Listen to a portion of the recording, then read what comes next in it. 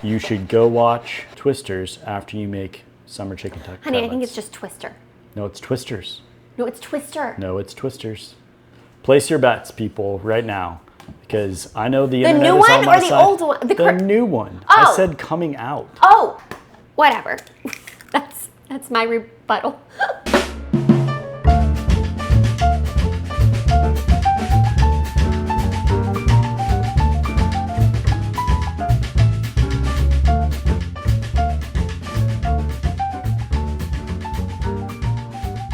Today we are making my summer chicken cutlets. And you all, the story behind this is that it was summer. I was sweating. I was also eating light, fresh, easy, delicious meals, as one does in the summer. But I wanted like a big bowl of bolognese. Like I wanted pasta. I didn't care. I just wanted like that cozy dish. And then I was like, why don't I do a spin on like chicken parmesan, but make it a little light and a little bright?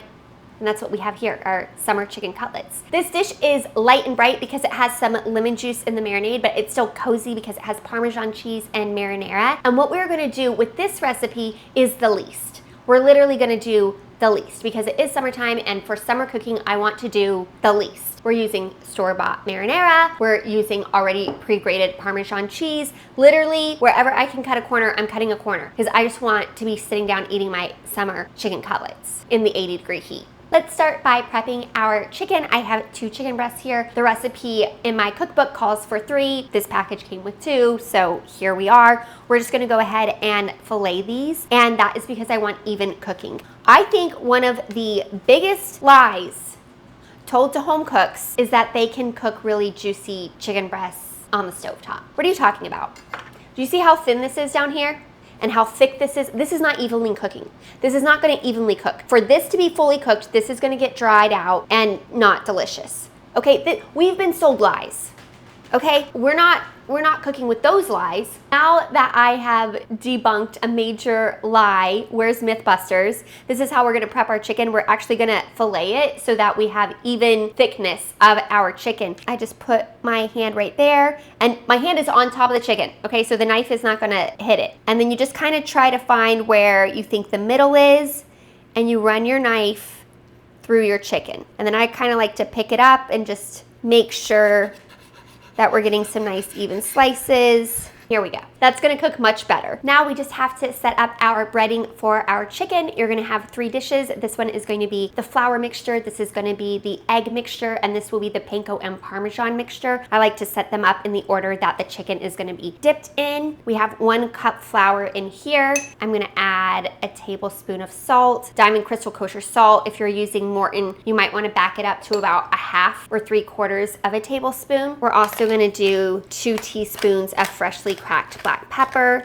And you all, I need to let you know that I have been alerted by the production company. That's me. And cameraman. Also me. And creative director. Sometimes me. It's kind of a team thing. It's a team thing. That we have 2 guests starring in this show that I didn't invite. And the first is a fly that will not leave my kitchen. And the second is a very aggressive tornado warning. So, listen, we have lived all over these American states. And every time you move, you have to figure out the grocery store. You gotta find your new doctor. You gotta find the neighborhood you wanna live in. So much to discover. The weather is also very important. LA, earthquakes. We were in an earthquake. I have lived on the East Coast. I have lived on the West Coast. What does it take to live in the Midwest? These tornadoes are terrifying. Really? The sky goes black at 2 p.m. Trees swaying. I think you watched Twister too much as a child. First of all, I did watch it a lot as a child. It's a fantastic movie. Hey, remember that time where you were trapped in a carnival with a bunch of people before a tornado? Do you think that's why you're terrified of tornadoes? Let's be honest. That was terrifying. Also, this lemon has given up some of its skin in service to a martini. Juice from half a lemon. Listen, here's what happened. I was in middle school. I was in summer band, naturally, played the flute. The summer band was called the world's most dangerous summer band. We were playing at a carnival. My parents came, watched us play. They left, and literally 10 minutes after they left, tornado. Everybody was taken to the school next door, and then it filled up. So all the workers of the carnival workers, were put in a shed to include the world's most dangerous summer band. Which finally lived up to its name. They were like, oh, you want to call yourself the world's most dangerous summer band? Challenge accepted. This is just 2 cups of panko breadcrumbs. I will say, you all, that while my sister and I, because she obviously was also in the world's most dangerous summer band, while we were in that shed with the carnival workers, they calmed my sister and I down by running their hands through our hair. It was memorable. My sister and I were just staring at each other like. And now we can bread our chicken. We just want to do a light breading because these are nice and light and bright. Then go right into the egg wash, and then our panko and Parmesan cheese. And I'm just going to set them on a tray for now. I am excited for the new movie though. I think it's gonna be good. The OG one is good. The OG one is good. We watched it when we first moved in and we had our first tornado. Yes. And you kept trying to go to the basement. Listen, you all. With bottles of water. And hot dogs. And hot dogs. And oh, stout. Yeah. That was your plan. You were gonna survive in the basement on hot dogs. Yeah. While the rest of us watched Twister. No, what happened is the sky legit got dark. All of our phones were blowing up. Seek shelter, like all of our phones. Your parents were here. And I like grabbed stout. I grabbed bottles of water. I grabbed his little harness, and I grabbed hot dogs and buns. Do you remember this?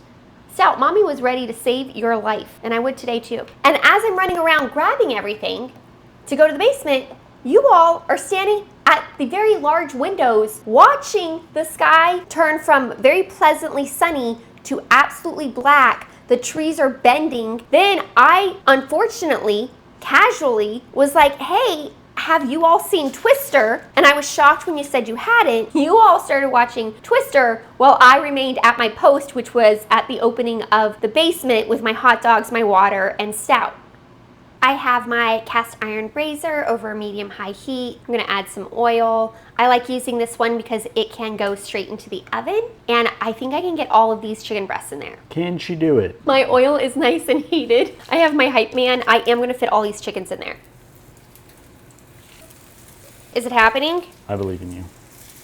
It's happening. I'm calling it. And now we're just gonna flip these. They smell so good. Oh my gosh, that is so nice and golden brown. Crisp. I'm gonna add a little bit more olive oil to the bottom of my pan because I am using enamel cast iron. If you're using non-stick, you're probably good. Let this cook for another about 4 minutes. We were just talking, the producer and I. This is like dark golden brown, the color. Would you call it dark golden brown? Yeah, it's that dark gold that you have with, say, a chocolate. It's not burnt.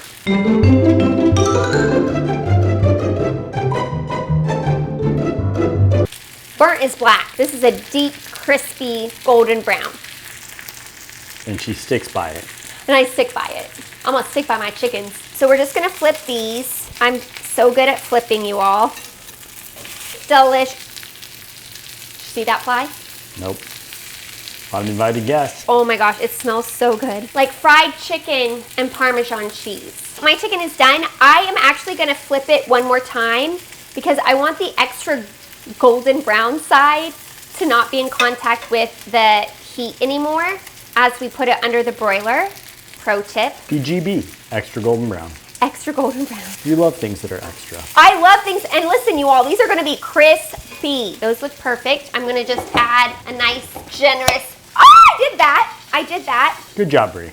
Good job, Brie. I'm gonna add a nice dollop of sauce to each one of these, which is also kind of nice that these are a little bit extra golden brown so that sauce doesn't interfere with that breading. Team dark golden brown over here. I'm just doing a thin layer of sauce because like I said, I don't want my breading to get soggy at all. And then obviously when you serve these, you can have some sauce on the side for the dipping. And you know me, I'm a saucy girl, so I will be having some dipping sauce. I'm gonna add like a really good amount of cheese. I decided to use mozzarella. I changed paths. I love a melty mozzarella, but if you want to do Parmesan cheese, obviously you can do Parmesan cheese. Just make sure you have that in a nice layer, and then these just will go under the broiler until the cheese is nice and melty, and we're done. Here we have it, you all. It smells so insanely delicious. This is exactly what I'm craving right now. I'm just gonna go ahead and get in and get a bite. Look at that meat. Look at it. the cheese, the meat, the sauce, golden brown crust. She is piping hot. Mmm. It is savory, it is cheesy, it is saucy. There is this bright little bit of acid in there that is just making it a little bit bright, which is perfect for summer. May your summer be filled with summer chicken cutlets and free of tornadoes.